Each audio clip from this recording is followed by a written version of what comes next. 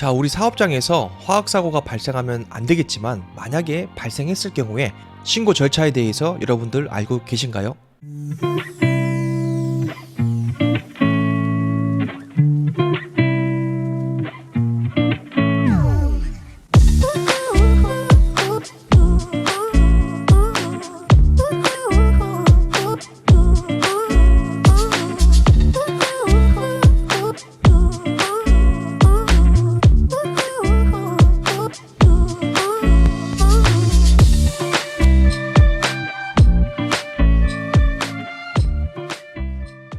여러분 반갑습니다. LFH 예방연구소의 이상원 소장입니다. 오늘 여러분들과 함께하는 이 강의는 화학물질 관리법에 의한 화학사고 신고 절차라는 것을 기억하시고 강의를 들으셨으면 좋겠습니다. 그래서 유해 화학물질을 취급하거나 저장하거나 보관하는 사업장들이 많이 있죠. 그래서 그 사업장에서 만약에 출이나 화재나 폭발 등의 이런 사고들이 발생했을 때 사업장에서 어떤 절차를 가지고 신고를 해야 되는지 그 부분에 대해서 여러분들과 함께 나눠보고자 합니다. 일단은 화학 사고가 발생하지 않아야 되는 게 가장 베스트지만은 사고가 발생했을 때 당황하지 않고 또 신고 절차에 따라서 적합한 법적 절차에 따라서 신고를 했느냐 대처를 했느냐에 따라서 그 이후에 조사를 받잖아요. 환경부나 노동부를 통해서 조사를 받게 되는데 우리가 이런 매뉴얼이 있고 절차죠. 사업장에서 자체적으로 가지고 있는 신고 절차 그리고 법에서 또 시행령에서 정하고 있는 절차들을 비교해서 적절하게 이 신고가 이루어졌고 그 다음에 신고 절차에 따라서 근로자들을 대피시키고 소량으로 누출된 경우에는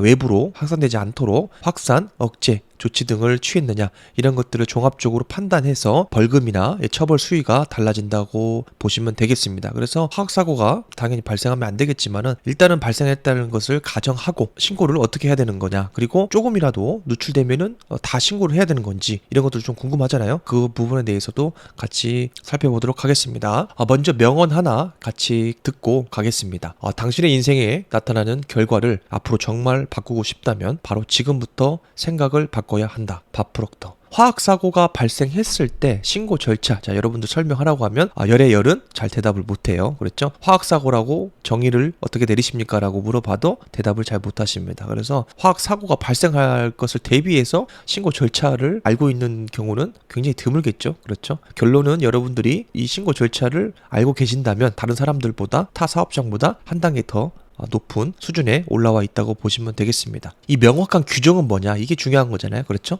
얼마나 누출됐을 때 어떻게 어떤 방법을 통해서 신고를 해야 되느냐 이게 가장 궁금한 거 아니겠어요? 예를 들어서 한두 방울 혹은 1리터 종이컵 한 컵 분량이 누출돼도 신고하라고 하면은 말이 안 되겠죠. 그렇죠? 아마도 제 생각에는 신고 기관의 업무가 마비되지 않나 싶습니다. 얼마나 많이 전화가 오겠어요. 맞죠? 그대로 FM대로 우리가 신고를 한다면요.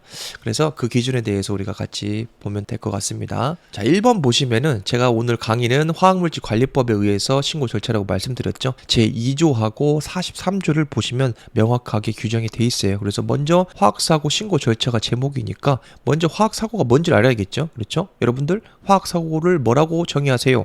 라고 제가 물어봤다고 생각해 보세요. 뭐라고 대답하시겠어요? 시설의 교체 등 작업 시 작업자의 과실, 휴먼 에러, 그리고 시설 결함, 노후화, 그렇죠? 물적인 결함이죠. 그리고 자연재해, 천재지변과 같은 우리가 막을 수 없는 것들, 그리고 운송사고, 탱크로리, 이송 차량 등으로 인해서 화학물질이 사람이나 환경에 누출되어 발생하는 일체의 상황을 말한다라고 정의가 되어 있어요. 작업자, 인적인 과실, 그리고 물적인 결함, 그리고 자연 환경, 까지도 다 포함한 화학물질 사고라고 보시면 되겠습니다. 자, 그러면은 신고를 어떻게 하느냐? 43조에 나와 있는데 화학사고가 발생하거나 발생할 우려가 있으면 해당 화학물질 취급하는 자는 즉시 화학사고 예방관리 계획서에 따라 위해 방제에 필요한 응급조치를 하여야 합니다. 다만 화학사고의 중대성, 시급성이 인정되는 경우에는 취급시설의 가동을 중단하여야 합니다. 그리고 발생할 경우에는 해당 화학물질을 취급하는 자의 경우에는 즉시 관할 지방자치단체, 지방환경관서, 국가경찰관서, 소방서 또는 지방고용노동관서에 신고하여야 합니다. 화학사고가 발생할 것 같다. 그리고 발생할 우려가 있으면은 즉시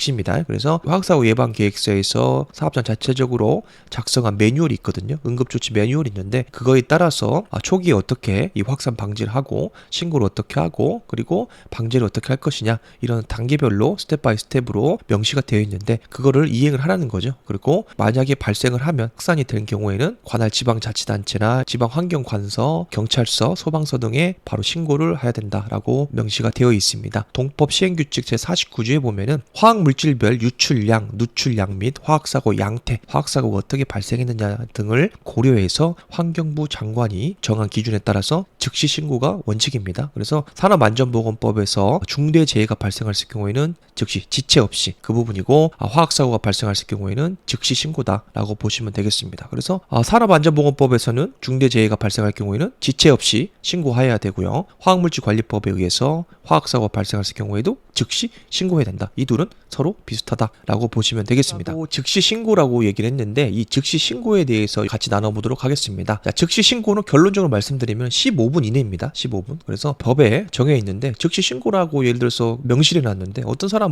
뭐 10분, 어떤 사람은 30분, 어떤 사람은 이 모든 것들을 초기 대응 조치를 다 하고 뭐 30분, 1시간 이내에 신고하면은 그 기준 자체가 다 다르잖아요. 그래서 법에서는 즉시라는 기준은 15분 이내를 말한다라고 명시가 되어 있고 다만 화학물질을 취급하는 그 사람이 현장에서 다칠 수도 있잖아요. 그래서 중상을 입은 경우 등 불가피한 경우를 제외하고 그것은 유권 해석을 하겠다는 거고 통상 15분 이내에 신고를 해야 된다라고 보시면 되겠습니다. 신고 접수된 그 시간하고 그리고 공장 내에 누출된 그 화학물질 누출된 시점하고 CCTV를 통해서 기타 다양한 자료를 통해서 분석을 합니다. 그래서 이 15분이 넘었냐 안 넘었냐에 따라서 처벌 규정이 달라진다는 것을 여러분들이 기억하셨으면 좋겠습니다. 자, 두 번째로는 화학물질이 유출되거나 누출되었음에도 인명피해가 없다. 미비한 거죠. 그리고 사업장 밖에 장외에 환경에 미치는 영향이 없는 경우에는 다르게 적용한다는 거죠. 그렇죠?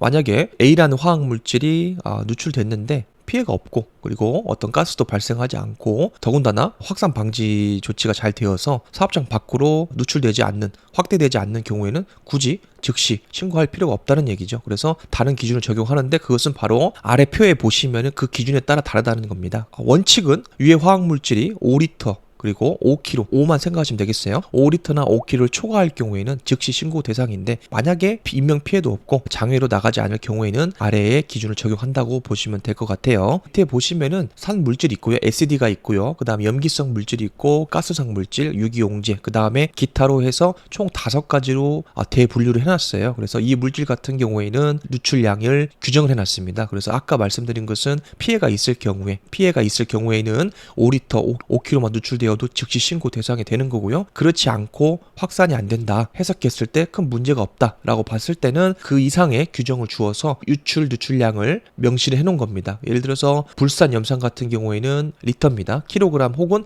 리터인데 액산 같은 경우에는 킬로그램 중량을 적용해서 비중이 포함된 거죠. 킬로그램으로 하고 단위는 킬로그램 혹은 리터라고 여러분들이 체크를 하시면 될 것 같아요. 불산이나 염산 같은 경우에는 50kg 혹은 50리터 말통에 취급하시면은 보통 20리터 말통으로 취급하시는 경우도 있고 혹은 이거를 비중을 곱해서 중량 단위로 환산해서 사업장에서 취급하는 경우도 있거든요. 그래서 그거에 따라서 달라지긴 하지만 결국에는 50kg 혹은 50리터다. 그래서 두 번째로는 화학사고 신고 내용인데 신고 내용은 그래요. 여러분들 화학사고가 크게 날 경우에는 정신없죠. 이거에 따라서 육하 원칙에 따라서 단계별로 할 수가 없죠. 그냥 사고 났습니다 하면 끝이죠. 그렇죠? 관할 지자체나 소방서에 화학사고 같은 거 접수되면 바로 비상 연락망에 따라서 자동적으로 연락이 되기 때문에 여러분들 한 군데만 신고를 하셔도 사실 여러 군데에서 다 조사가 들어옵니다. 그렇기 때문에 크게 신경 쓸 부분은 아니다. 하지만 법적 내용이니까 한 번만 살펴보자 이 취지입니다. 그래서 사고 발생 시간 및 장소, 그 다음 내용, 사고 원인,